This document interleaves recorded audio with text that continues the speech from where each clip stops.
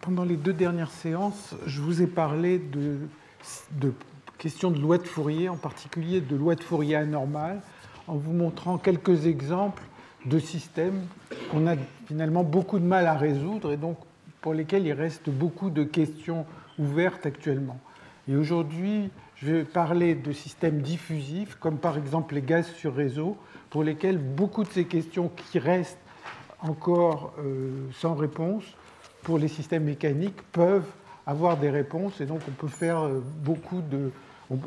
beaucoup de calculs, par exemple, pour extraire des propriétés du système. Donc, juste pour rappeler les questions qu'on avait abordées les 2 dernières séances, en fait, on s'était posé la question de flux de chaleur pour des systèmes qui sont en contact avec 2 thermostats ou du flux de particules pour un système qui est en contact avec 2 réservoirs de particules.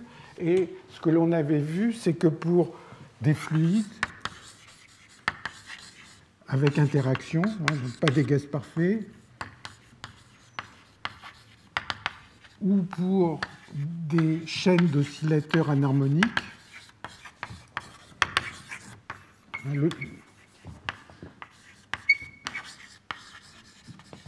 on avait vu que l'on observait, au moins numériquement, une loi de Fourier anormale, un courant qui est de la forme qui dépend de la taille en 1 sur L puissance 1 moins alpha, des profils de température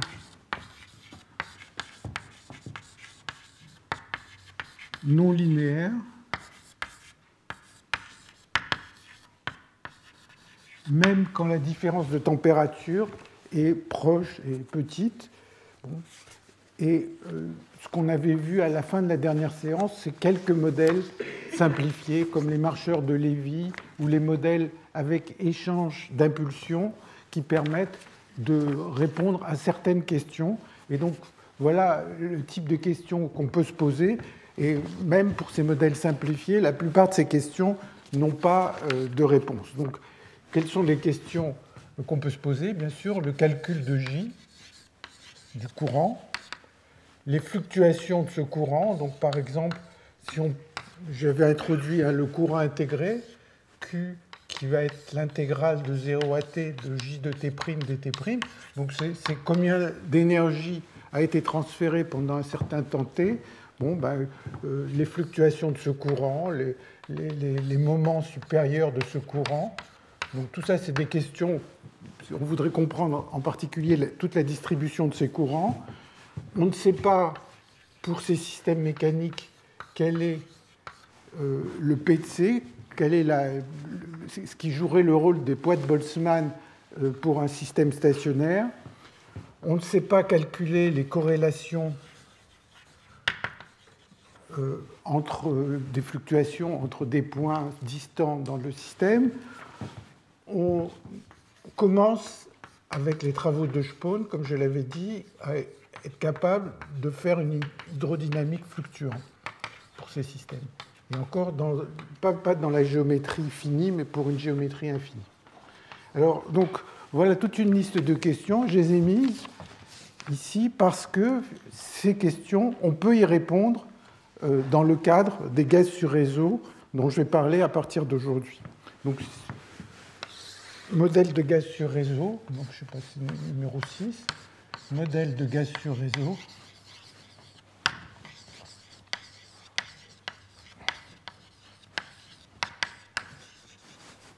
Et système diffusif.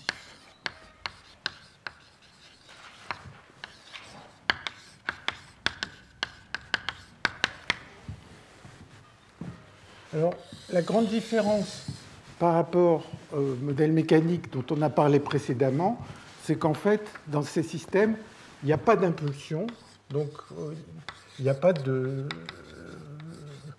quantité de mouvement, comme vous voulez l'appeler. Donc, on n'a pas cette complication supplémentaire qu'on avait dans les problèmes mécaniques.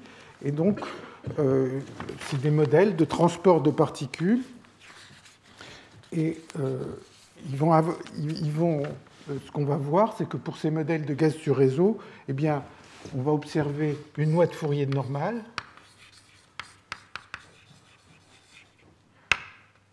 Fourier normal.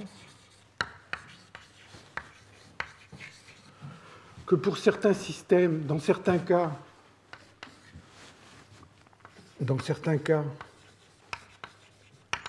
on connaîtra P de C, on pourra obtenir P de C.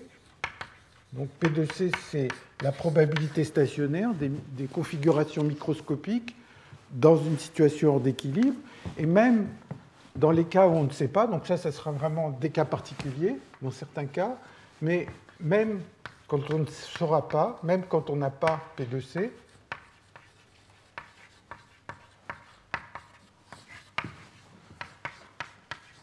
bien, on va voir qu'on peut mettre en œuvre une théorie qui a été développée, donc, que je vais essayer d'expliquer en particulier la prochaine fois et la séance suivante. On peut mettre en œuvre une théorie qui est la théorie des fluctuations macroscopiques.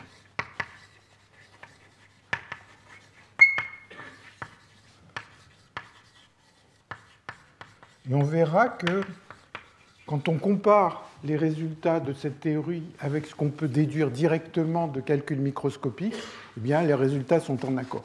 Et la théorie des fluctuations macroscopiques, en fait, elle a été lancée par un groupe de 5 personnes, dont l'un des auteurs est David Gabrieli, qui va faire le séminaire tout à l'heure.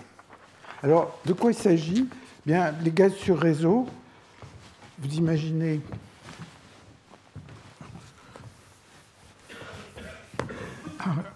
un réseau régulier, par exemple.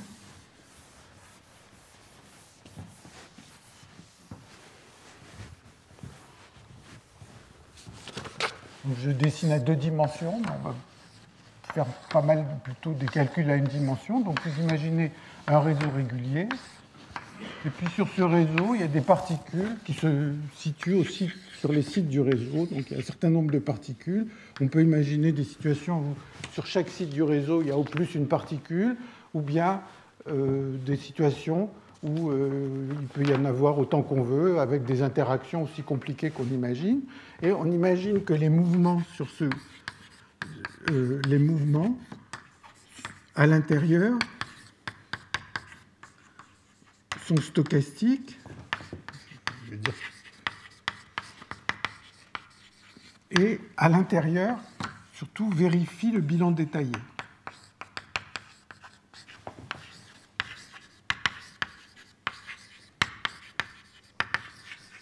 Bon, donc j'ai mes particules qui vont sauter d'un site à l'autre. Par exemple, elles vont sauter d'un site à un site voisin.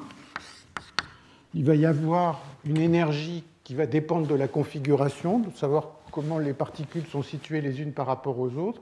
Et si on laissait ce système évoluer par lui-même, il atteindrait l'équilibre, puisque la dynamique vérifie le bilan détaillé. Alors à ceci, on rajoute la chose suivante, c'est qu'on va maintenir un bord à une certaine densité ρA. Donc on va essayer de trouver un moyen que tous les sites, si vous voulez, de ce bord, ils sont maintenus à une certaine densité ρA, et que tous les sites de gauche sont maintenus à une densité ρB.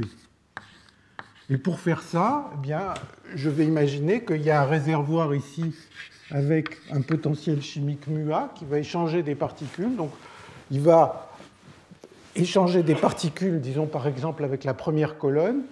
De l'autre côté, il va y avoir un réservoir avec un certain potentiel μB chimique qui va échanger des particules avec la dernière colonne.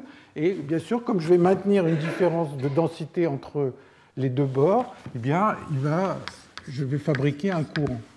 Donc, je vais obtenir un courant, et la question c'est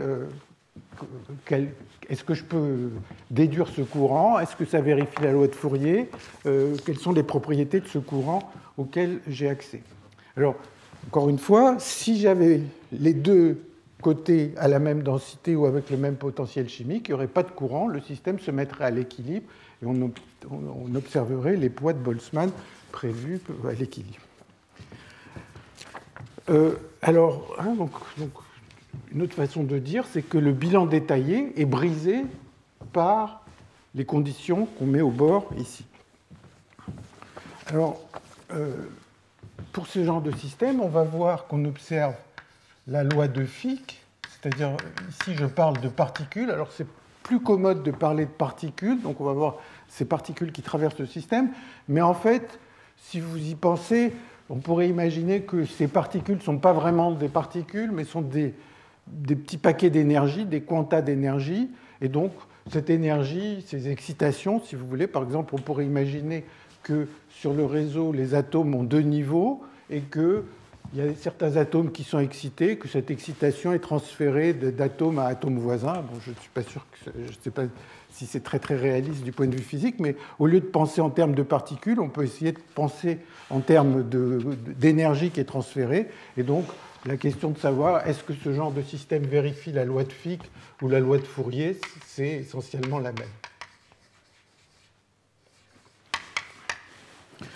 Alors, les cas les plus simples, je vais discuter quelques cas simples où on va voir qu'on va pouvoir calculer ce courant, mais de manière très facile, contrairement aux problèmes mécaniques dont je parlais précédemment, où le calcul du courant est en soi un problème très dur. Bon, le modèle de gaz sur réseau le plus simple, donc quelques exemples simples, cas les plus simples. Bien, le plus simple, ça va être de prendre des marcheurs au hasard. C'est-à-dire on a des particules, et ces particules sautent d'un site au site voisin. Donc le premier exemple, ça va être des marcheurs indépendants.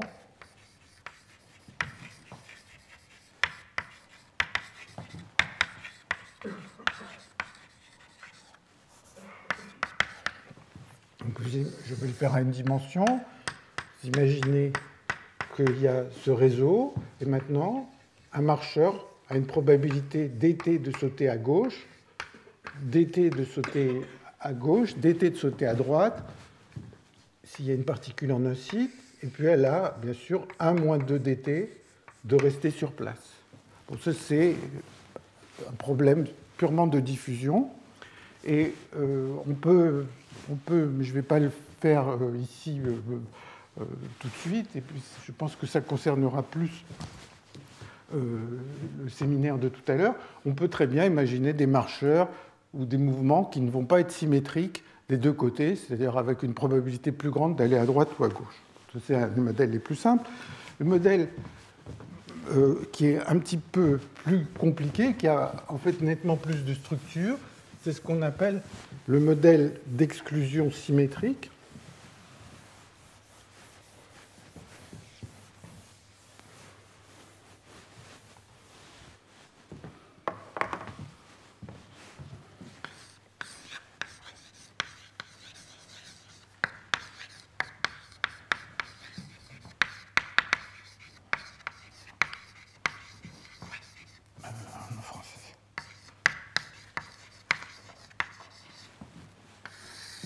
Donc, c'est un système maintenant de particules qui sont en interaction. Et donc, la règle, c'est que ce sont des marcheurs, comme précédemment, mais un marcheur ne peut sauter que si le site qui est le site cible sur lequel il veut sauter est vide. Donc, c'est exactement les mêmes règles que tout à l'heure. Donc, par exemple, cette particule a une probabilité dt de sauter à droite, dt de sauter à gauche, 1 moins 2 dt de rester sur place, et celle-là a une probabilité dt de sauter à droite et 1 moins dt de rester sur place. Elle n'a pas le droit de sauter à gauche. Donc ça, c'est le modèle d'exclusion symétrique. Et ce modèle, en fait, d'une certaine manière, le modèle de marcheur indépendant, il va être trop simple, c'est-à-dire qu'il y a pas mal de propriétés génériques des systèmes hors d'équilibre qui ne sont pas présentes ici et qui vont être présentes dans toutes sortes d'autres modèles dont je vais parler après. Donc là, ici, c'est O plus une particule par site.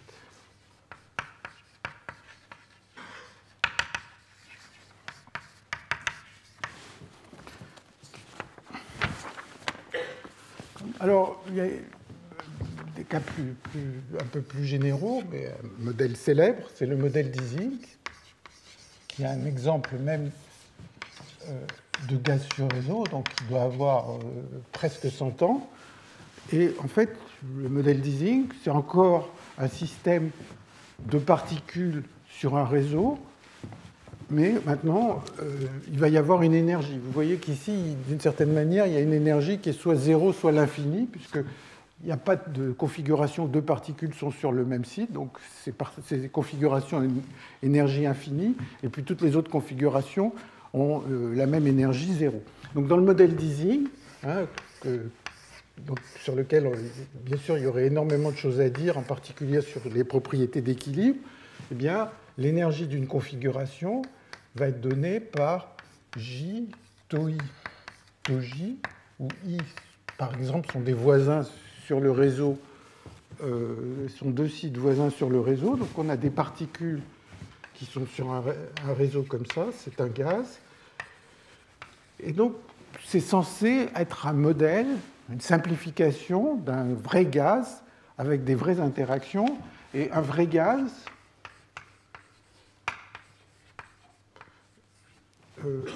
on aurait une énergie, je parle que de l'énergie cinétique, que de l'énergie potentielle. L'énergie cinétique, elle se factorise dans la fonction de partition. Une énergie qui serait de la forme un potentiel qui dépend de RI moins RJ. Et typiquement, un potentiel que les gens considèrent, c'est un potentiel de Lennard-Jones, U de R, qui a une forme de ce genre. Une forte répulsion à courte distance. Les deux atomes n'ont pas envie de se rapprocher de trop. Les nuages électroniques se repoussent. Et puis une certaine attraction à une distance plus modérée. Et donc, il y a différentes formes de potentiel, mais un potentiel que les gens ont beaucoup considéré, et sur lequel je ne vais pas rentrer dans les raisons pour lesquelles ce potentiel est important, c'est le potentiel de Lennard-Jones qui a cette forme. Et si vous pensez au potentiel que représenterait le modèle d'Ising, eh bien c'est un potentiel qui aurait cette forme, V en fonction de la distance. Bon, bien sûr, les distances maintenant ne prennent que des valeurs entières, mais c'est un potentiel qui fait que deux particules ne peuvent pas se trouver au même site, donc il est infini si la distance est trop petite, et puis il est constant, il y a une valeur donnée si la distance est 1, et puis après il vaut 0. Donc vous voyez que c'est une espèce de caricature du vrai potentiel, caricature qu'on peut améliorer, on pourrait mettre des interactions qui dépendent de la distance de manière plus compliquée, et donc on pourrait d'une certaine manière faire des approximations qui vont être des approximations discrètes de plus en plus précise de ce qu'on veut représenter ici, mais l'intérêt des théoriciens n'est pas tellement du fait qu'on arrive à bien imiter le système réel, mais plutôt qu'on a des outils assez puissants pour faire toute la théorie de ce type de système et de trouver en particulier le comportement critique à une transition de phase. Et il y a la question de l'universalité qui fait que les transitions de phase observées pour un modèle aussi simple que celui-là vont avoir les mêmes caractéristiques près de la transition que ce système, que le vrai système. Bon, donc je ne vais pas rentrer bien sûr dans les détails du modèle d'Ising. Un dernier exemple dont je veux parler, très brièvement, mais qui est un sujet qui a beaucoup de développement, enfin, ou un certain nombre de développements actuellement, c'est les modèles de verre.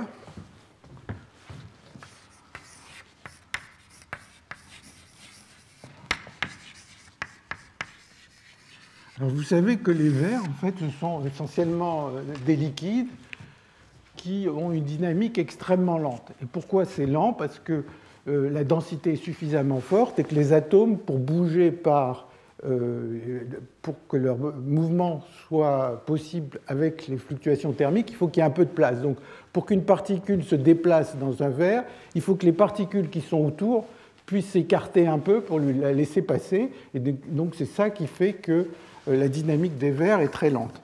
Alors, des modèles simples de verres, bien, ça va être, par exemple, que les gens étudient. Je ne rentrerai pas encore du tout dans les détails aujourd'hui, mais juste pour vous dire que c'est un sujet qui est assez actif, ça va être d'imaginer que vous avez des particules qui sautent, comme dans les modèles d'exclusion, mais les sauts vont dépendre du fait qu'il y a un peu de place autour. Donc on va par exemple dire que j'ai ce gaz de particules, mais les sauts ne seront autorisés non seulement si le site vers lequel on veut sauter est libre, mais s'il y a un peu de place autour. Alors après, on peut prendre des règles plus ou moins compliquées pour dire qu'il y a un peu de place autour. Et par exemple, ça peut être que, pour imaginer par exemple qu'il faut que par exemple 3 ou 4 des sites voisins soient libres pour permettre ce mouvement, pour qu'il y ait de la place. On peut dire même qu'il en faudrait qu'un, enfin on peut prendre des règles plus ou moins compliquées. Et il y a toute une théorie qui s'est développée ces dernières années. Alors, je ne vais pas aborder ces questions de verre, je ne vais pas aborder ces questions de transition de phase, mais la question dont on veut parler ici, c'est celle du transport, donc de se poser la question si on a des conditions au bord qui sont comme celles qui sont représentées ici, c'est-à-dire on a un réservoir à gauche avec un certain potentiel chimique, un réservoir à droite avec un autre potentiel chimique qui maintiennent une différence de densité. On voudrait savoir quel est le courant à travers ce système. Alors, donc ça, c'est la question des coefficients de transport.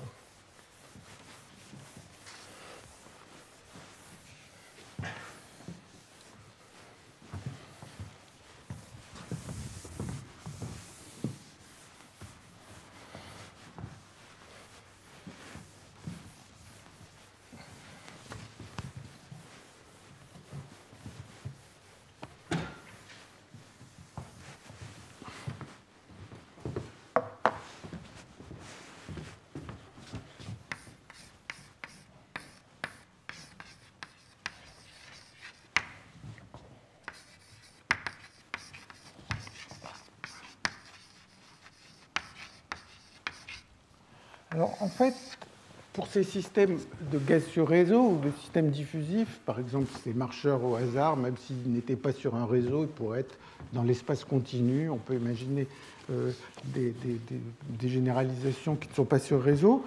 Eh bien, il va y avoir deux quantités qui vont jouer un rôle crucial pour comprendre toutes les propriétés hors d'équilibre. Et donc, pour comprendre toutes les propriétés à grande échelle hors d'équilibre. Et ces deux quantités, en fait, peuvent être définies quand on est près de l'équilibre. Donc, les deux coefficients de transport dont je vais parler, c'est, imaginez que j'ai mon système en contact avec mes deux réservoirs à deux densités différentes.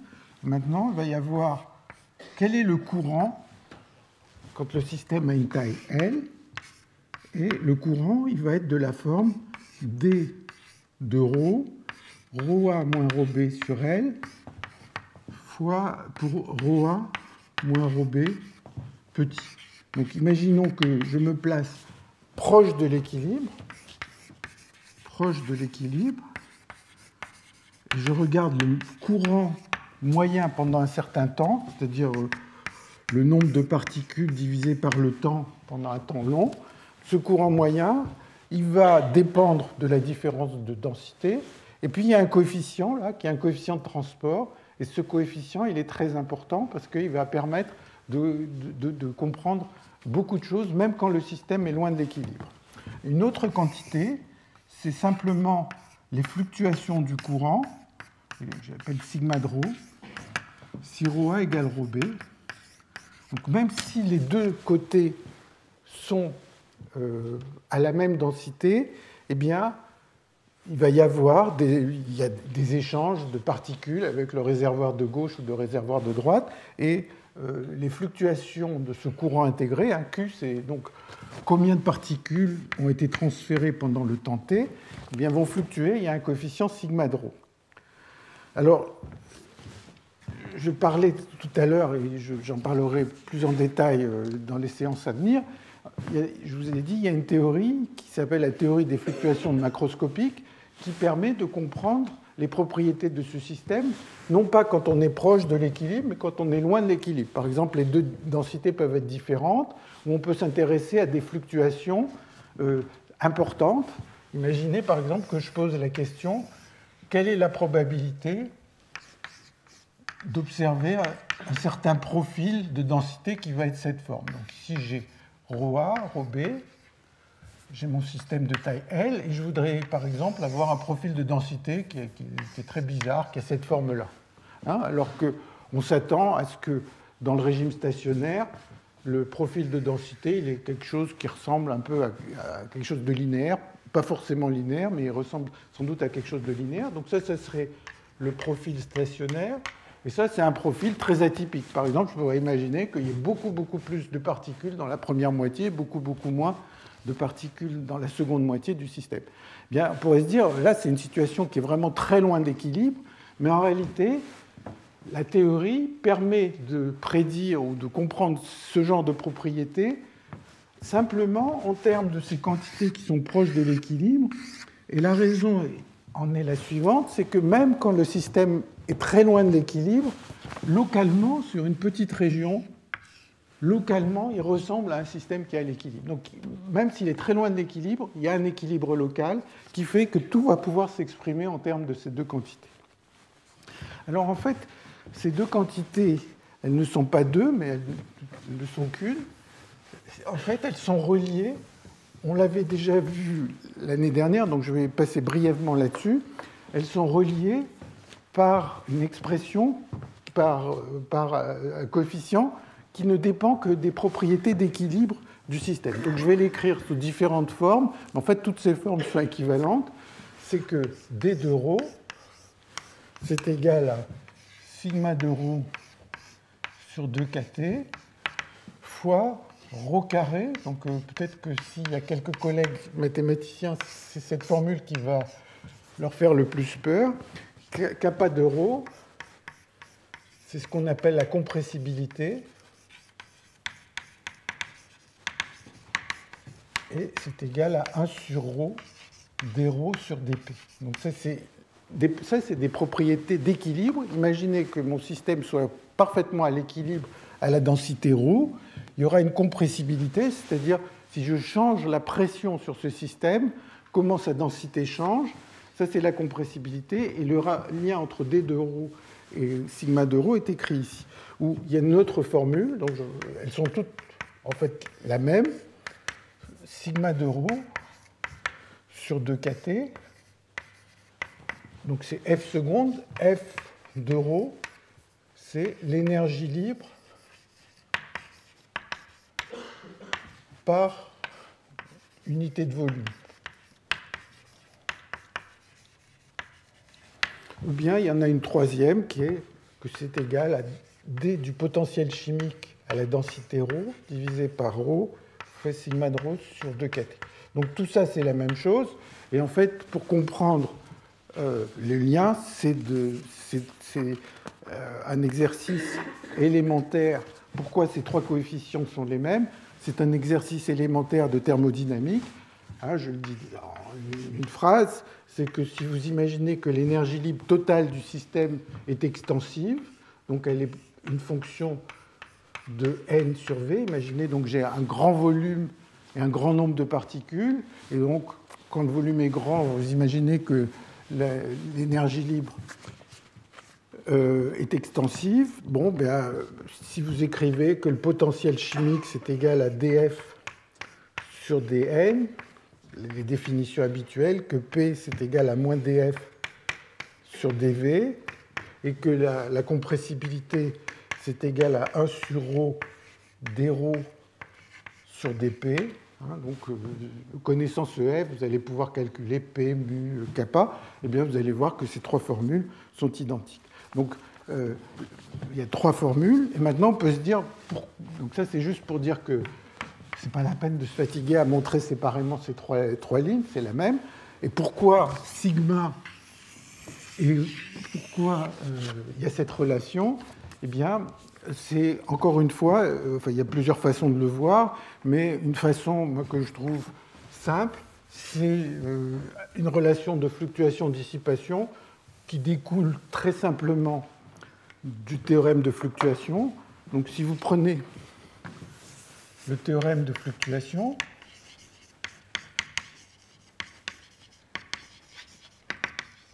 dont on avait parlé l'année dernière, bien, E puissance lambda Q est de la forme E puissance mu tilde, je mets un tilde pour ne pas confondre avec les potentiels chimiques, mu tilde de lambda fois T pour les temps longs, et mu tilde de lambda, le théorème de fluctuation me dit qu'il y a une relation de symétrie qui est moins mu A, moins mu B sur KT. Et donc, simplement, si vous considérez que si vous dérivez pour lambda égale 0, vous avez mu tilde de 0 égale mu tilde de moins mu A, moins mu B sur KT. Et si vous écrivez qu'on est proche de l'équilibre, que mu A et mu B sont proches, ça fait moins mu prime de 0 plus mu seconde de 0, mu A moins mu B sur KT. Et donc, je vous rappelle, mu prime de 0, c'est le courant moyen, mu seconde de 0, c'est la fluctuation du courant, et c'est ça qui va faire qu'il y a une relation. Essentiellement, ça va donner la relation qui est ici. Vous voyez, mu A moins mu B, ça va être d mu sur d rho, et donc ça va donner cette relation. Donc, la seule chose qu'il faut retenir, c'est que pour ces systèmes comme les gaz sur réseau, finalement, ce dont on a besoin, c'est juste deux quantités, la façon dont elles dépendent de la densité, la façon dont un courant, la valeur du courant moyen dans un régime stationnaire quand les deux densités sont proches, ou bien même quand les deux densités sont égales, la façon dont il y a des fluctuations de courant. Alors, quelques exemples. Alors, en fait, il se trouve que, contrairement au système mécanique où c'est dur, en fait, on va voir que c'est très facile de calculer ces quantités pour quelques modèles. Et puis, dans certains autres modèles, ce sera un peu plus compliqué. Donc,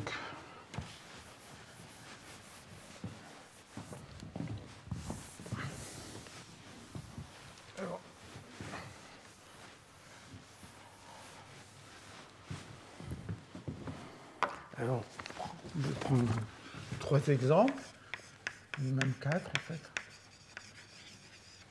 Donc, si je prends les marcheurs indépendants dont j'ai parlé tout à l'heure,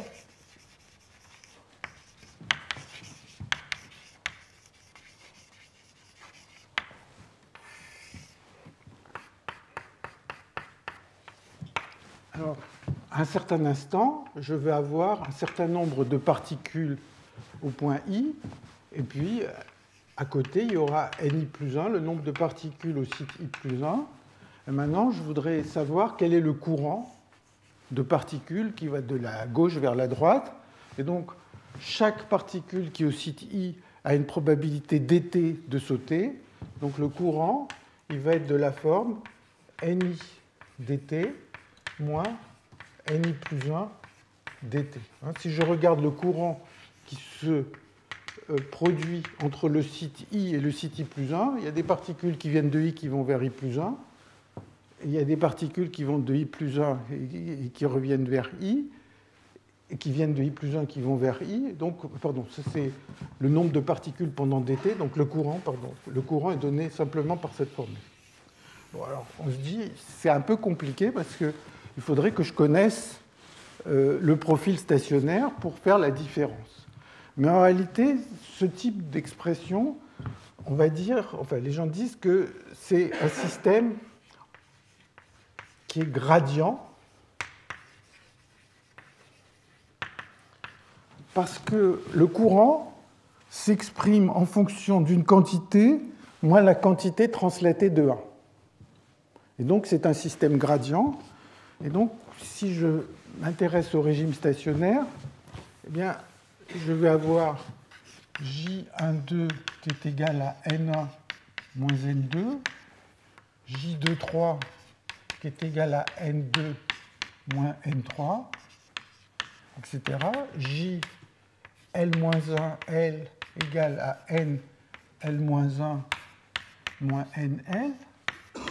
Ici, dans un système qui est gradient, qui a une différence entre deux quantités translatées d'une unité, vous voyez que si j'ajoute toutes ces quantités, je vais avoir la somme des J, donc J12 plus JL-1L égale, et bien sûr ici tout disparaît, sauf N1 moins NL.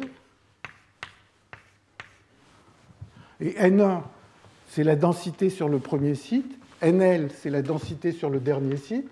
Donc c'est ρA, essentiellement ρA moins ρB. Hein. Tout dépend de l'efficacité des deux réservoirs que je mets. Ça peut être un petit peu différent si le contact n'est pas parfait. Et ici, le courant, vous voyez que j'ai L-1, bon, essentiellement L fois, ça va être le même courant partout parce que le nombre de particules est conservé. Donc, dans un régime stationnaire, c'est le même courant partout. Si j'avais une différence de courant dans le régime stationnaire entre le site I et le site I plus 1, eh bien, entre deux liens successifs, ben, le nombre de particules se mettrait à diverger au cours du temps. Donc, tous les courants sont les mêmes. Et donc, j'ai J fois L-1 égale ρA moins ρB. Bon, donc en prime, sans avoir fait aucun calcul, j'observe la loi de Fourier, ρA moins ρB, bon, L ou L-1, pour L grand, c'est pareil. Donc, sans me fatiguer, je trouve la loi de Fourier et je trouve que D de ρ est égal à 1. Alors, si vous reprenez le problème de l'exclusion symétrique, eh bien, on va arriver à quelque chose exactement le même résultat. Si je prends l'exclusion symétrique,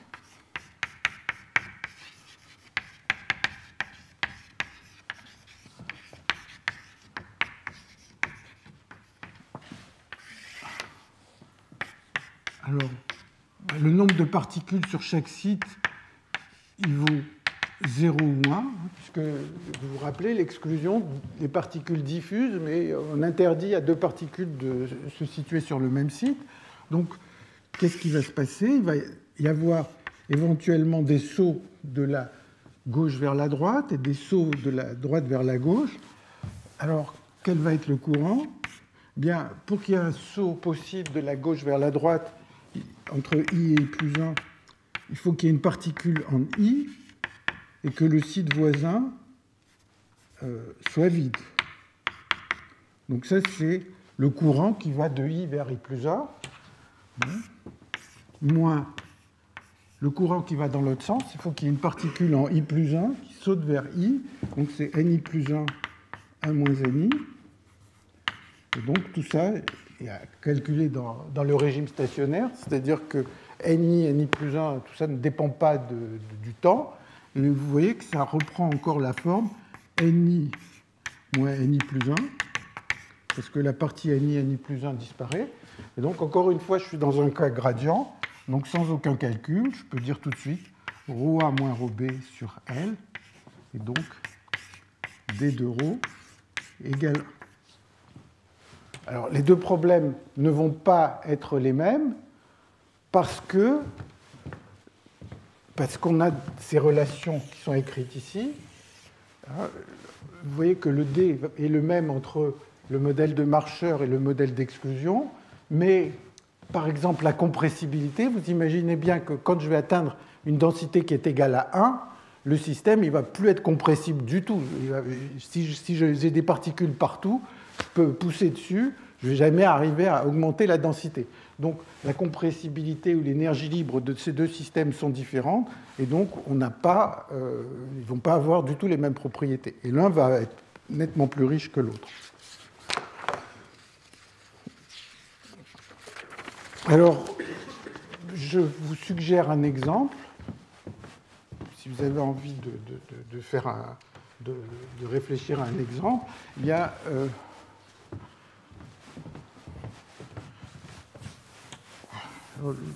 je l'ai appelé CSEP, qui est un petit peu différent du cas symétrique Simple Exclusion. Pourquoi symétrique? Pourquoi le modèle précédent s'appelait SSEP? Il y a un symétrique, et ça c'est simple exclusion process. Et simple, ça veut dire qu'il saute sur les proches voisins.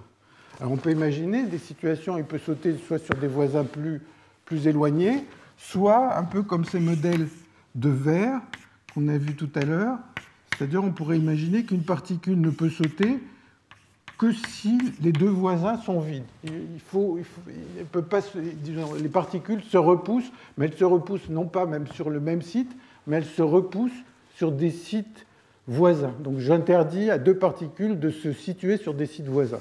Alors, je vous laisse comme exercice, si vous voulez, de montrer que dans ce cas-là, D est égal à 1 sur 1 moins ρ au carré.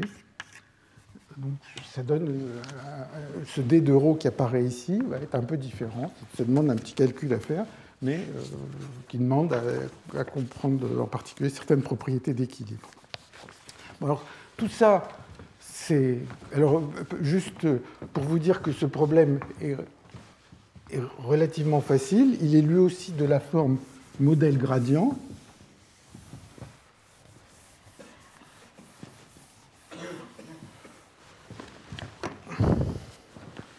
Alors pourquoi? Eh bien, si je veux le courant entre le site I et le site I plus 1, il va être tau I, 1 moins tau I plus 1, 1 moins tau I plus 2.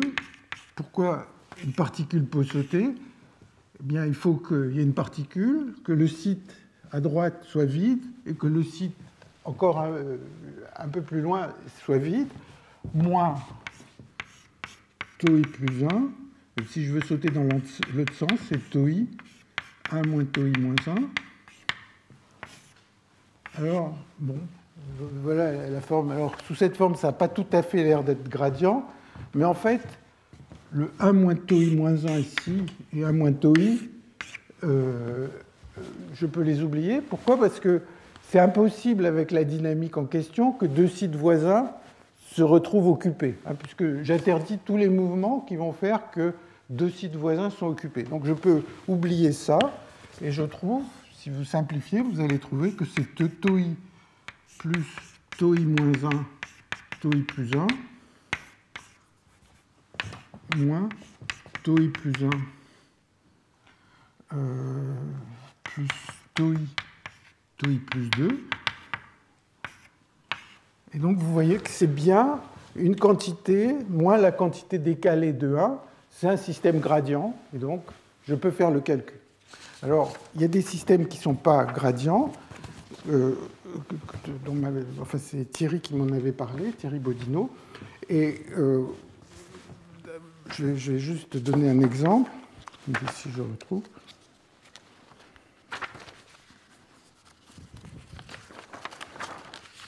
Donc, un système non gradient, et on va voir que on peut malgré tout essayer de calculer les coefficients de transport pour des systèmes non gradients, mais il va falloir utiliser une méthode variationnelle dont je vais dire quelques mots après. Donc un système non gradient,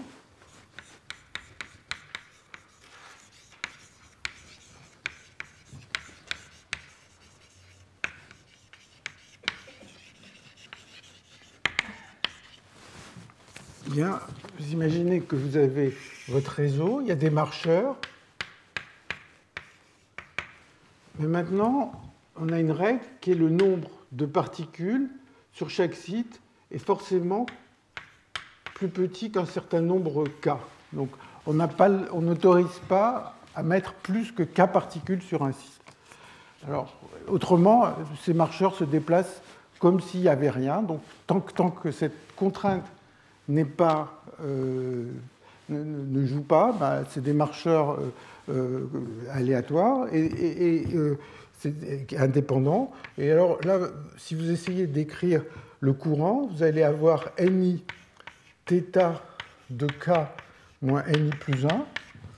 Donc toutes les particules vont essayer de sauter vers le site de droite tant que le site de droite n'est pas rempli, moins NI plus 1 θ de K moins NI.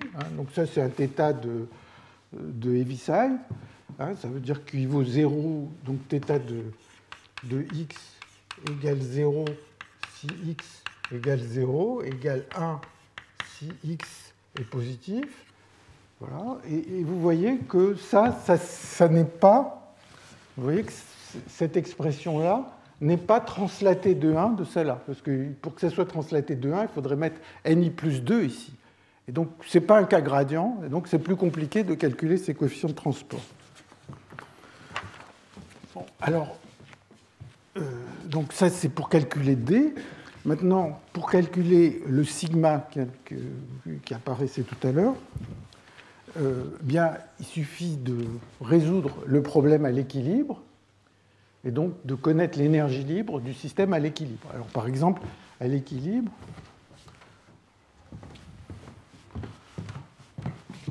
si vous avez un gaz sur réseau,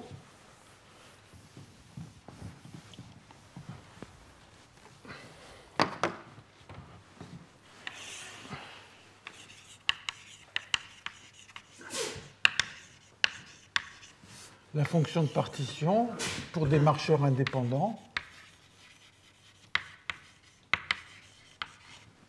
eh bien, ça va être chaque marcheur peut être n'importe où sur le réseau, donc c'est le volume du réseau à la puissance n. Si vous voulez prendre les particules discernables, ça va faire n factoriel. Voilà la fonction de partition de particules qui n'interagissent pas sur un réseau. Et donc, vous en déduisez, je regarde mes notes pour ne pas me tromper avec un signe, vous en déduisez que F, l'énergie libre par unité de volume, c'est k log de ρ. Vous trouverez que F seconde, c'est égal à kT 1 sur ρ. Et sigma est égal à 2 ρ, puisque donc le sigma, on peut l'obtenir facilement. Ça, c'est pour des marcheurs indépendants. Pour le modèle d'exclusion symétrique, eh bien, on va trouver que sigma égale 2 ρ à moins ρ. Donc, vous voyez qu'ils vont être différents. Et ça tient simplement au fait qu'il faut calculer l'énergie libre par unité de volume. Et pour le cas de l'exclusion symétrique, la fonction de partition, c'est juste V factoriel sur n factoriel, V moins n factoriel. J'ai n particules à mettre sur un volume V et chaque particule occupe un site différent. Donc ça ne dépend pas de la dimension de l'espace et donc ça permet de calculer sigma. Et je vous encourage, si ça vous amuse, de faire le petit exercice sur le modèle de SCEP. Là, donc, vous allez trouver un sigma aussi. Et dans ce cas-là, il vaudra 2 ρ, 1 moins 2 ρ sur 1 moins ρ. Bon, peut-être juste une petite chose à noter, c'est que vous voyez que quand les densités sont très faibles, eh bien, le sigma de tous ces problèmes sont les mêmes, et la raison et le d sont les mêmes. Bon, si la densité est très faible, finalement, ces règles qui font que les particules n'ont pas le droit d'occuper le même site ne vont pas jouer de rôle, puisqu'elles seront de toute façon très éloignées les unes des autres. Alors, une autre façon, donc, comme je vous l'ai dit, il y a ces deux quantités qui vont jouer un rôle important. Et donc ça, c'est une façon de les déterminer, c'est d'essayer de mesurer le courant quand il y a une petite différence de densité au bord. Il y aurait une autre façon de faire, où il n'y aurait même pas besoin de bord, qui consisterait à mettre un petit champ électrique. Donc là, je le signale. Autre façon de faire.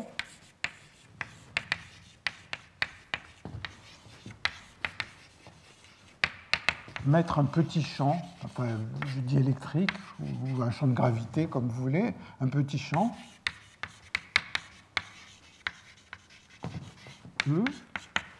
Alors, ce que ça veut dire, c'est que vous avez un système et vous avez certaines probabilités de transition. Vous avez une probabilité qu'une particule saute, par exemple, saute vers la droite une certaine distance d.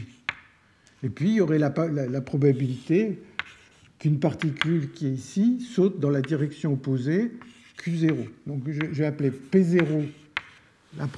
P0 va dépendre de tout cet environnement. Si vous prenez des particules en interaction, ça va dépendre de quelles sont les particules qui sont occupées de manière plus ou moins compliquée. Donc, ce P0, ça serait la probabilité d'avancer une distance d, Q0, ce serait la probabilité qu'une particule ici recule. Ça, c'est quand il n'y a pas de champ. Quand vous mettez un champ, eh bien, il faut modifier ces taux pour faire que les particules aillent plus souvent dans un sens que dans l'autre. Donc une façon de les modifier, enfin il y a beaucoup de façons de les modifier, mais une façon de le faire, c'est par exemple de rendre les sauts vers la droite un peu plus grands, les sauts vers la gauche un peu plus petits, et pour que ça vérifie le bilan détaillé, il faut les mettre de cette manière. Et donc, si vous mettez un champ comme ça un peu partout, eh bien, vous allez avoir un théorème de fluctuation, comme tout à l'heure, et puissance lambda Q, qui va être de la forme et puissance T mutilde de lambda. Le mutilde de lambda, il va vérifier le théorème de fluctuation mutilde de moins lambda moins E L sur KT. L est la longueur du système. Et donc, à partir de là, vous allez pouvoir relier, comme on l'a fait tout à l'heure, le courant à ce petit champ quand le champ est petit.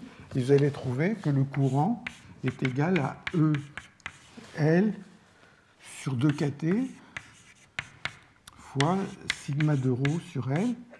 Et donc, d'une certaine manière, peut-être je serai un petit peu plus... je mettrai un peu plus d'étapes dans les notes, mais si vous voulez, d'une certaine manière, le sigma, on peut l'avoir aussi en mettant un petit champ, hein, donc sans se préoccuper des réservoirs. Par exemple, on peut prendre un système sans réservoir du tout, avec des conditions périodiques. On met un petit champ électrique, on regarde quel est le courant qui répond à ce champ électrique, et on se rend compte que ce courant est proportionnel au champ, et ça permet d'avoir le sigma de ρ, si on veut. Donc c'est une autre façon de faire. Bon. Alors, les cas où on a été capable de calculer le sigma de ρ, c'était les cas gradients. C'est-à-dire on avait les courants sur chacun des sites, on ajoutait tous ces courants, et on avait une espèce de somme télescopique qui faisait qu'on trouvait ρA moins ρB sur L, et puis la somme des courants, il y avait L courants identiques.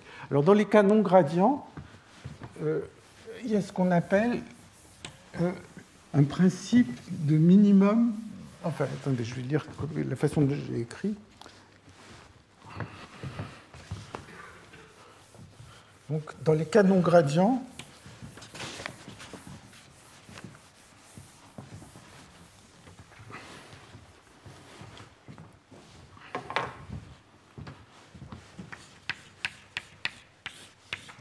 il y a ce qu'on appelle un principe de minimisation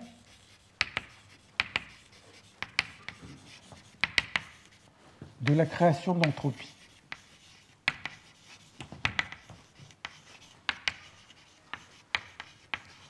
Donc c'est un principe variationnel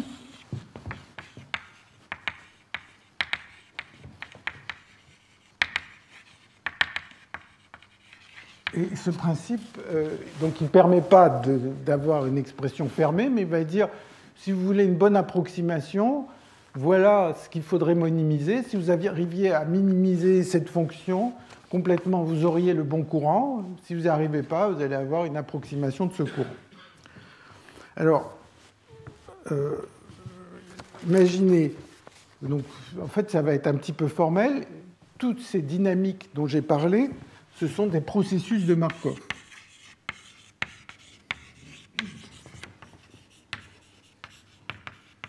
Et en fait, il y a deux ingrédients, c'est des processus de Markov, et ils sont proches de l'équilibre.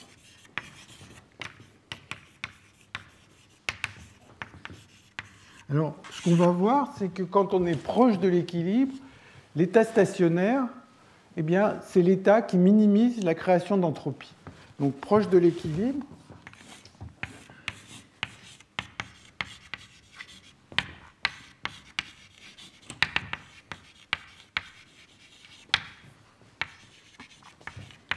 l'état qui minimise la création d'entropie.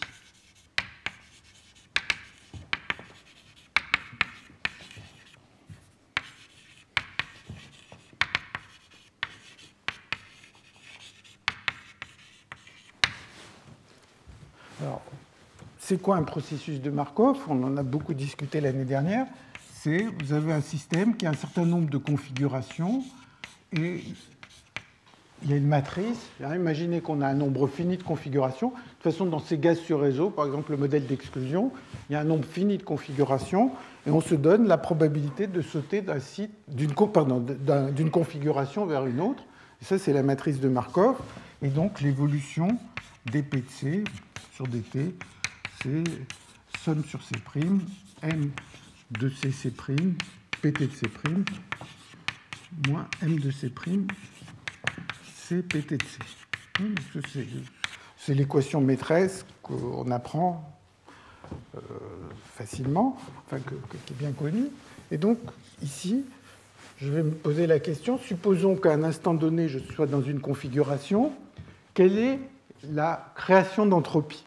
Quelle est la formule pour la création d'entropie? Donc ça aussi, on l'avait vu l'année dernière. Mais je vais juste le commenter rapidement. C'est que la création S, donc je mets total, c'est la création d'entropie. Donc le total, il se réfère au système plus les thermostats ou bien les réservoirs. Donc c'est l'entropie totale du système, comment ça évolue, et la formule est cette forme. Donc on l'avait vu l'année dernière, somme sur toutes les paires de configurations de M de C', C, PT de C, fois log de M de C', C sur M de C', PT de C divisé par PT de C'. Donc ça, c'est une équation qui me donne à tout temps, le système n'a pas besoin d'être proche de l'équilibre, il me donne la création d'entropie dans le système complet. Et pour le voir, encore une fois, peut-être je serai un petit peu plus détaillé, je mettrai des choses un peu plus détaillées dans les notes, mais de toute façon, ça a été expliqué l'année dernière, c'est que l'entropie du système, c'est moins K somme de PT de C log de PT de C. Bon, quand on dérive par rapport au temps, il va avoir des choses avec des logs de P. Donc en fait, cette partie-là, c'est le système. Et le ds sur dt des réservoirs, c'est égal à K somme sur C', M de C', C, PT de C. Donc le reste, c'est les réservoirs, et on va voir tout de suite pourquoi c'est les réservoirs. M de C', C sur M de C'. Bon. Donc ça me dit le système a sauté d'une configuration à l'autre, et puis il y a ce terme qui représente l'augmentation d'entropie des réservoirs, mais vous vous souvenez, les échanges avec chaque réservoir se font avec un bilan détaillé qui correspond à la température de ce réservoir. Donc ce saut-là, il va s'écrire E puissance E, ce rapport-là, il va s'écrire E puissance E C de T moins E de C' sur KT. Donc chaque fois qu'il y a un saut, le système change son énergie, mais il change son énergie, et donc le réservoir avec lequel il a été en interaction pour changer son énergie, lui-même a changé son énergie, et donc ça, c'est l'énergie CD, ou enfin, il faut faire le signe correctement, avec le réservoir, et donc, en fait, c'est le changement d'entropie du réservoir, si vous voulez. La différence d'énergie du réservoir divisée par sa température, c'est le changement d'entropie. Donc, tout ça pour dire que j'ai une formule ici, qui me dit, je suis dans une configuration quelconque, quelle est l'augmentation d'entropie moyenne quand je suis dans cette configuration? Alors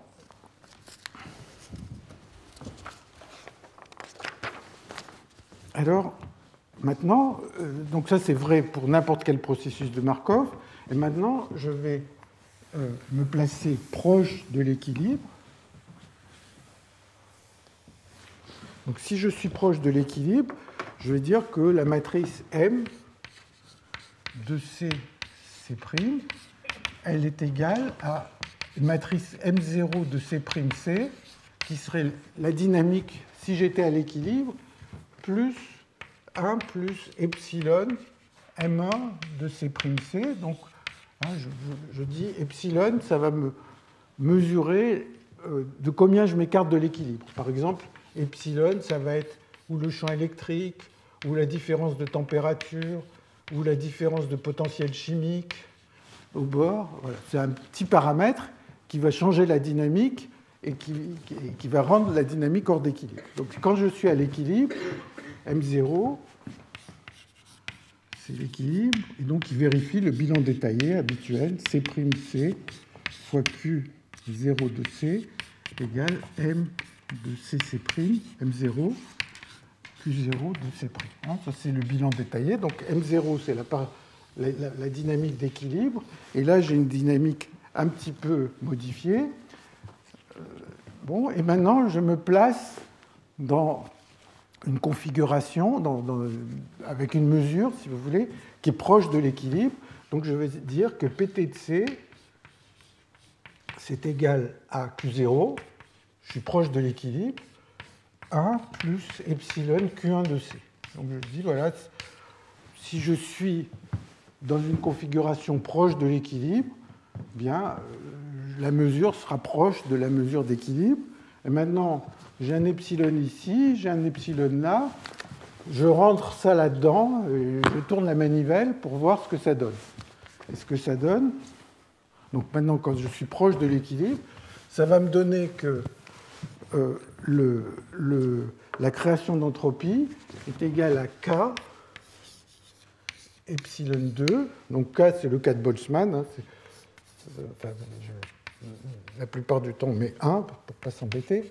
M0 de C', C, Q0 de C', multiplié par...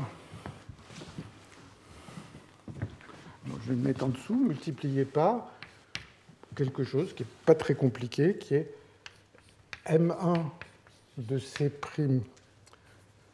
C, moins M1 de C', plus Q1 de C, moins Q1 de C'. Et le tout au carré. Donc, voilà la façon, le taux d'augmentation de l'entropie pour un processus de Markov quelconque, un petit peu perturbé, je mets une perturbation epsilon, et avec une mesure qui est proche de la mesure d'équilibre, et la mesure de comment elle est proche, elle est quelconque, et proche comme ça. Et donc maintenant, on peut se dire quel va être le Q1 qui minimise cette formule-là. Bon, c'est une forme quadratique des Q1. Je cherche le Q1 qui minimise ça. Donc c'est la mesure qui va minimiser la création d'entropie. Donc je vais trouver, puisque je minimise une forme quadratique, je vais trouver des équations linéaires pour les Q1 que je ne vais pas écrire, mais on imagine très bien qu'on peut les écrire. Vous les écrivez et vous constatez que les Q1 qui minimisent cette forme quadratique, ce sont exactement les mêmes que les Q1 qui donnent l'état stationnaire du système en présence de cette perturbation. Donc on pourrait dire, voilà, cherchons les Q1 tilde qui donnent la mesure stationnaire avec un processus de Markov perturbé, comme ça, qui satisfait le bilan détaillé et perturbé. Bon, il y a un Q1 tilde. Alors, bon, ben, si j'écrivais ça, je trouverais les équations que vérifie ce Q1 tilde. Quand je regarde le Q1 qui minimise cette création d'entropie, c'est exactement les mêmes équations. Donc, une façon de dire, c'est je ne sais pas quelle est la mesure modifiée, mais forcément, c'est celle qui minimise cette création d'entropie. Donc, après, si j'ai envie de faire des calculs en cherchant comment cette création d'entropie, ce qu'elle vaut dans le système hors d'équilibre, eh bien, si je ne connais pas le Q1, je peux prendre des fonctions d'essai un peu comme dans les principes de Rayleigh-Ritz ou des choses comme ça. Et donc, je vais prendre des approximations les meilleures possibles de ce Q1 de C, et c'est ça qui va me permettre de calculer la création d'entropie. Alors, en quoi cette création d'entropie m'informe sur le courant dans le système? Eh bien, maintenant, imaginons que le système est dans un régime stationnaire.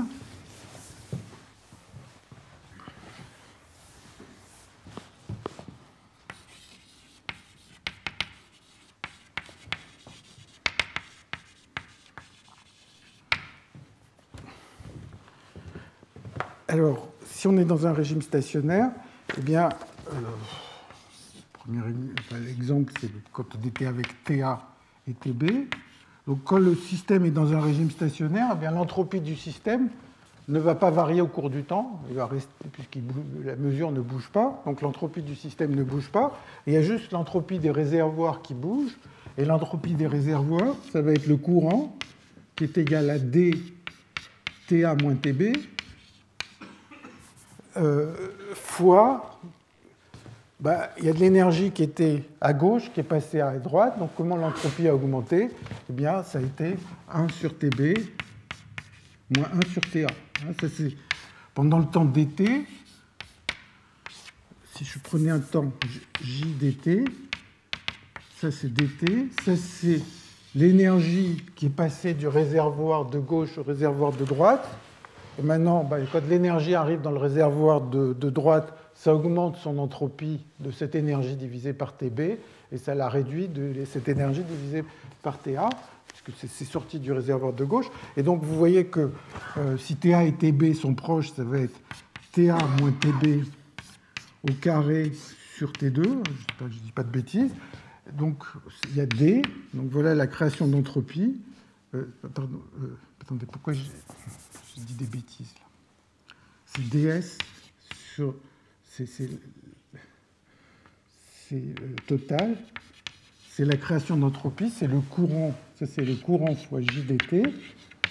Fois, donc ça, c'est combien d'énergie a été transférée.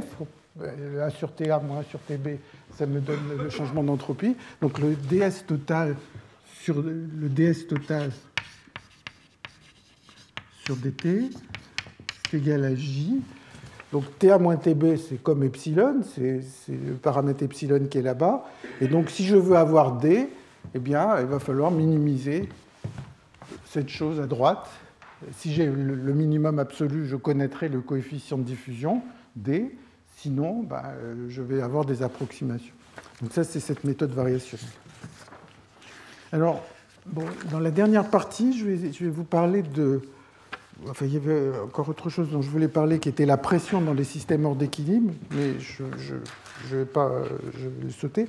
Et donc, ce dont je vais parler, c'est de l'hydrodynamique fluctuante pour ces systèmes, qui est en fait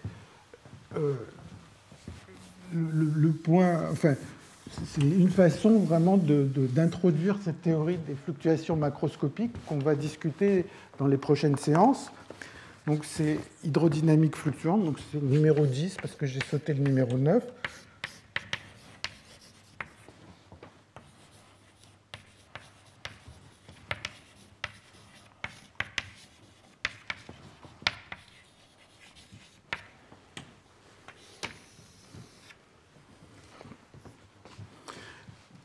Donc, chez mon système, je pense en termes de gaz sur réseau, en contact avec deux thermostats. Et ce que l'on a vu, c'est qu'on a un courant moyen qui est égal à D ρ1 moins ρb sur L, quand c'est ρ1 moins ρb est petit. Donc, qu'on peut écrire moins D de ρ'. Le D va dépendre en général de ρ, puisque ρA et ρB sont proches. Et puis, il y a l'autre quantité, Q2 sur T, qui est sigma de ρ sur L. Et donc, l'hydrodynamique fluctuante, voilà, s'il y a un petit gradient, il y a un petit courant. mais malgré tout, il y a des fluctuations. Et donc, avec les mains, on se dit, le courant, finalement, il va prendre une forme de ce genre, moins d rho prime, plus racine de sigma de rho de x et de t, sur racine de L, fois un bruit, état de x et de t. Le bruit est un bruit, je mets taux plutôt, état de x prime, taux et taux prime, égale delta de x moins x prime, delta de taux moins taux prime. Donc, bon, tel que je le dis ici, on se dit, voilà, il y a un courant moyen, et puis il va y avoir des fluctuations. On va prendre ces fluctuations gaussiennes, et un bruit blanc, non corrélé dans l'espace et non corrélé dans le temps. Et le L, il y a la taille du système qui apparaît ici. Alors, ce que je vais essayer de faire dans la fin de cette séance, c'est d'essayer de vous montrer comment on arrive à ce genre de formule. Et en fait, essentiellement, ça va me conduire à cette théorie des fluctuations macroscopiques qu'on peut introduire comme étant une conséquence de ça. Alors, je vais le faire dans un cas simple. Et j'ai juste un petit commentaire à faire aussi, c'est que ceux qui se souviennent des cours de l'année dernière, ou même qui ne sont pas venus au cours, ils vont reconnaître qu'ici, on a un bruit multiplicatif, puisque l'évolution, le courant, va dépendre de ρ, donc c'est un bruit multiplicatif, et donc ils peuvent s'inquiéter de savoir la prescription que l'on prend. Et on verra que, en fait, quand L est grand, L est la taille du système, eh bien, le fait de prendre la convention de Ito, de Strotonovich, en fait, ne joue pas pour le type de quantité qu'on va calculer. Donc, quand le bruit est faible, finalement, ce n'est pas important de faire la différence entre les deux. Alors, pour le montrer, je vais prendre un cas simple et on va voir comment on peut arriver à ce genre de formule.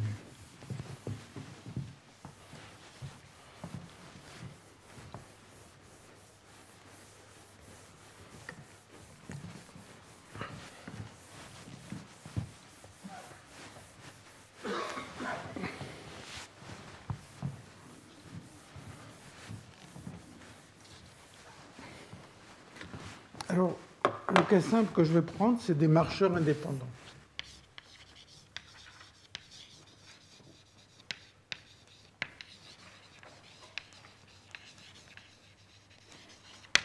Donc, j'imagine que on pourrait prendre le système ouvert, mais je vais prendre un système, un cercle, de longueur L, et à un instant donné, j'ai des marcheurs. Il y a le premier marcheur qui est à la position Y1, le deuxième marcheur à Y2, etc. Et j'ai tous mes marcheurs qui sont là. Et ces marcheurs, bon, on peut les prendre sur un réseau, on peut les prendre dans le continu comme on veut. Et à l'instant t, ils sont en position Y1, Y2, etc., YI. Et à l'instant t plus dt, ils vont être en position Y1, attendez, je l'appelle delta t. Y1 plus Z1, donc chacun sera un peu déplacé, plus Z2, etc., YI plus ZI. Donc chacun des marcheurs se sera un petit peu déplacé, et le ZI, comme c'est des marcheurs aléatoires, il vaut 0 en moyenne, et ZI carré, il vaut 2 delta t. C'est juste une convention de l'appeler 2. En fait, tout à l'heure, quand on était sur un réseau et qu'il y avait une probabilité dt d'aller à gauche et dt d'aller à droite, ça correspondrait à un cas où il y a un 2 ici. Bon. Maintenant, si vous voulez mettre autre chose, vous mettez autre chose. Alors,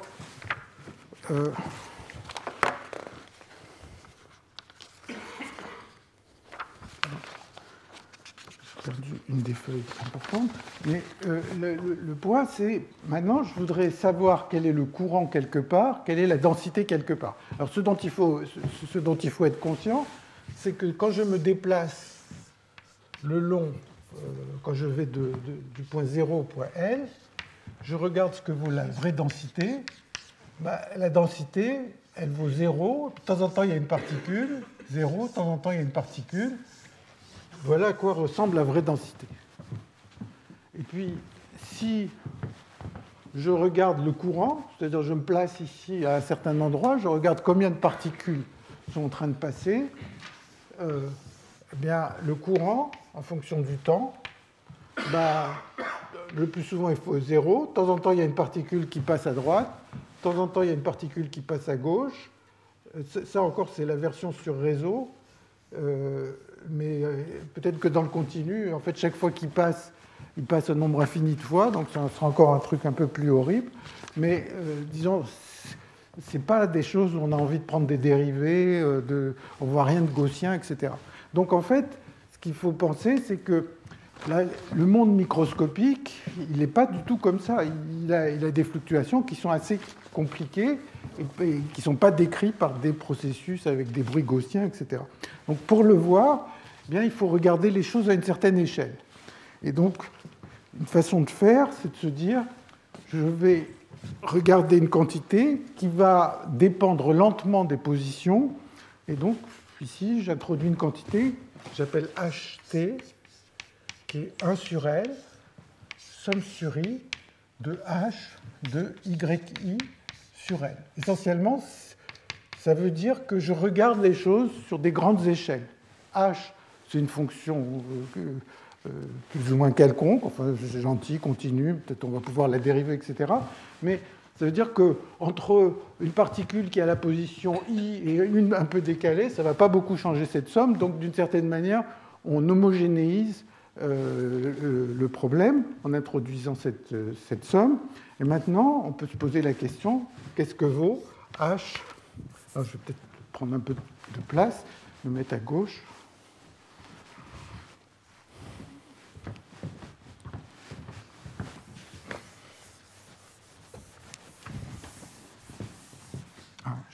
J'ai effacé ce que je... Bon, ça fait, je le réécrirai.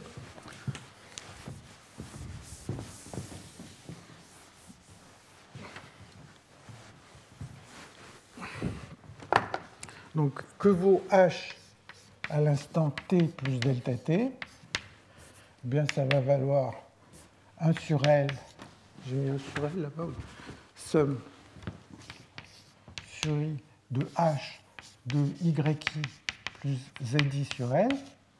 Et puis maintenant, je suis au bout d'un temps assez court. Donc, en fait, les ZI ne sont pas grands. Donc, ZI sur L, les ZI sont d'ordre 1, disons.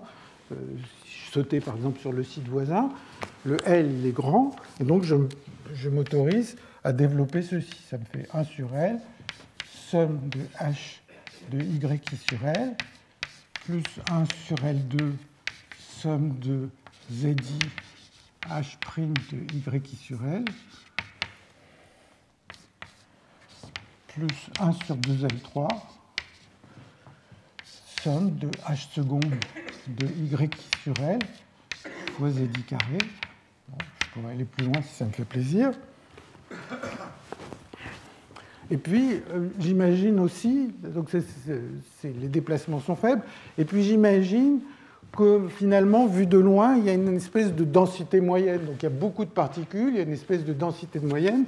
Donc je vais m'autoriser à dire, quand j'ai une somme de H de YI sur L, ça va essentiellement être la même chose, 1 sur L, qu'une densité ρ de x fois H de x dx, à grande échelle. D'accord ? Il y aura une certaine densité de particules. Donc j'ai beaucoup de particules, elles sont proches les unes des autres, puis il y a une densité qui est variable le long de ce cercle, mais finalement, j'ai ces sommes, mais comme il y a beaucoup de particules, je vais pouvoir les remplacer par des intégrales. Alors, quand j'ai ça, si HT est donné, c'est l'état initial du système, et maintenant, l'état à l'instant t plus dt, il a un côté aléatoire, puisque chacune des particules a bougé. Donc, je peux m'intéresser à calculer h de t plus dt moyen. Bon, bah, si je calcule ça, je vois que ça vaut h, moins ht. Donc là, je n'ai pas besoin de moyenner, ht mes données. Et donc, si je moyenne, les eddies vont donner 0.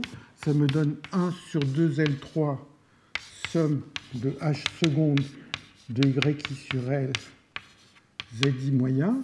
Zi moyen, on a vu que c'est 2 delta t. Et donc, ceci, ça me donne delta t sur L3, cette somme. Mais cette somme, c'est intégrale de 0 à 1 de h seconde de x rho de x dx. Alors, qu'est-ce que j'apprends déjà dans ce calcul, qui n'est pas une surprise, c'est que ce qui va compter, c'est le rapport delta t sur L2. C'est des systèmes qui sont diffusifs, c'est-à-dire la bonne échelle de temps. La bonne échelle de temps,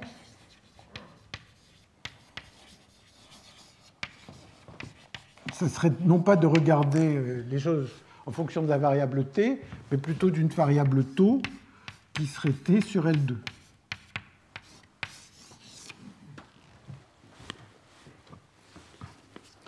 Bon. Alors maintenant, je peux essayer de calculer la façon dont le h à l'instant t plus delta t, j'appelais d plus delta t, hein, c'est pas dt, bon, pardon.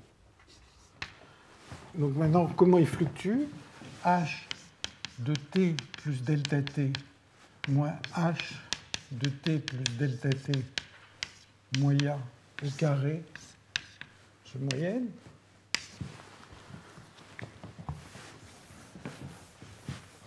Bien, comment ça fluctue? Eh bien, essentiellement, quand je vais prendre h de t moins la moyenne, prendre le carré, la seule chose qui va compter, c'est ces termes-là. Donc, en fait, ça va me donner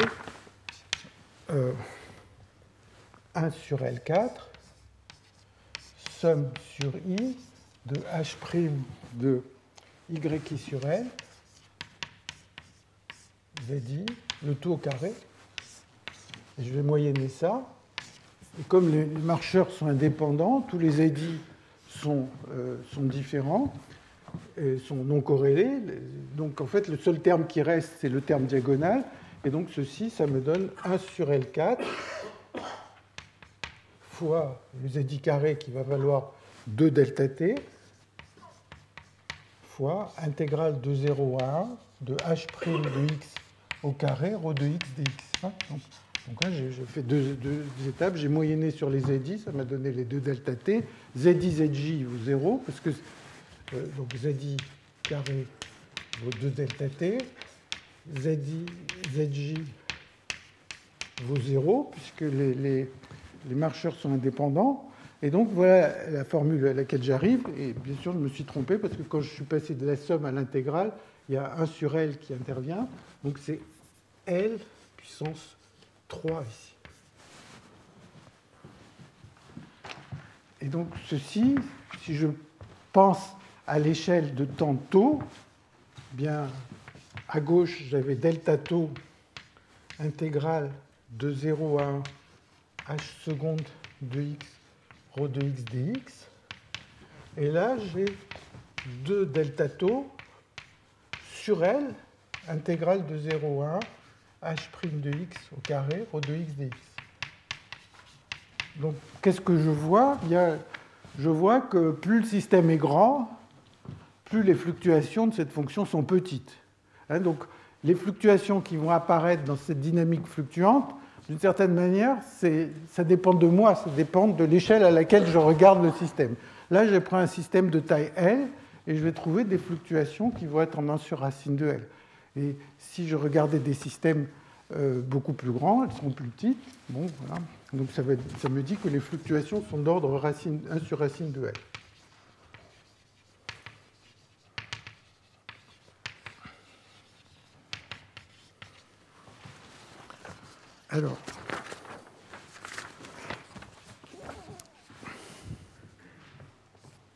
Alors maintenant, je me dis, voilà, la façon dont fluctue mon ça me donne une certaine, ces calculs me donnent une certaine information sur la façon dont la densité évolue au cours du temps. Et donc, bon, alors je vais peut-être le dire autrement.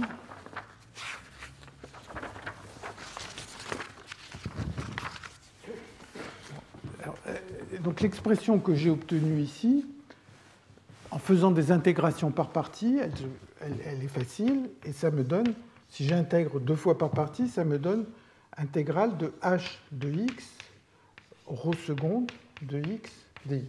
Donc en fait, si je pense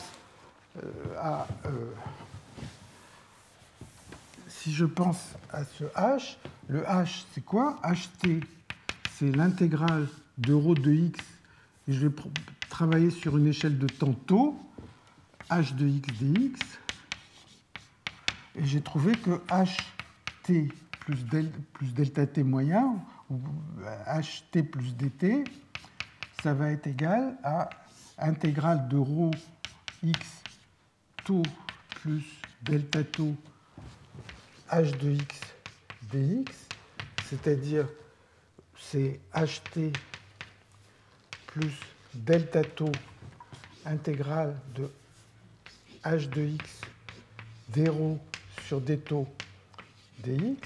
Et donc, si je compare ces deux choses, ça me donne quelque chose qui n'est pas très surprenant, c'est qu'en moyenne, d rho sur d tau, c'est égal à rho seconde de x, c'est-à-dire l'équation de diffusion. Donc, au niveau de la moyenne, on trouve la diffusion, qui n'est pas très étonnante. Maintenant, on voudrait comprendre un peu l'effet des fluctuations. Alors, une façon de faire, en fait, je vois que le temps est en train de courir, donc je vais terminer rapidement. Bon, une façon de faire, c'est de se dire, voilà, j'ai obtenu, par ce petit calcul, j'ai obtenu la valeur moyenne de h, les fluctuations, la variance de h. Est-ce que je ne peux pas obtenir la même chose en faisant une dynamique fluctuante comme celle que j'ai écrite tout à l'heure?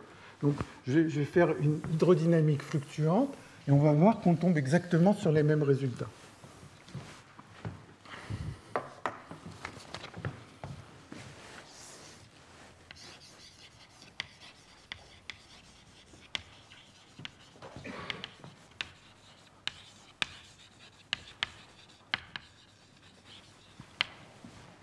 Donc, maintenant, je me suis rendu compte que la bonne échelle de temps, c'est le temps tau. Tau, c'est T sur L2. Et j'ai une certaine densité, ρ de x et de tau. Et donc, si j'ai une certaine densité, j'aurai envie d'introduire un courant qui va satisfaire une loi de conservation, qui va satisfaire donc dρ sur d tau plus dj sur dx égale 0. Donc, je voudrais introduire une espèce de courant, ça c'est une densité un peu macroscopique, puisque c'est vu à grande échelle. Je voudrais introduire une espèce de courant lui-même macroscopique qui va vérifier cette équation et qui va me permettre de retrouver ce que je sais ici. Alors, le courant en question, il vaut moins dρ sur dx plus état de x et de t, et ou état de x et de tau, pardon, ou état de x et de tau, état de x' et de tau', c'est un bruit gaussien avec une certaine largeur que je vais écrire.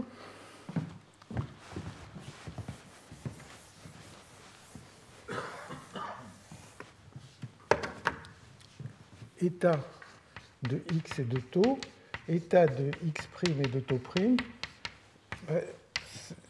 Donc, pardon, j'ai déjà écrit, c'est un certain A, pour l'instant je ne sais pas ce qu'il vaut, A de x et de tau, delta de x moins x', delta de tau moins tau'.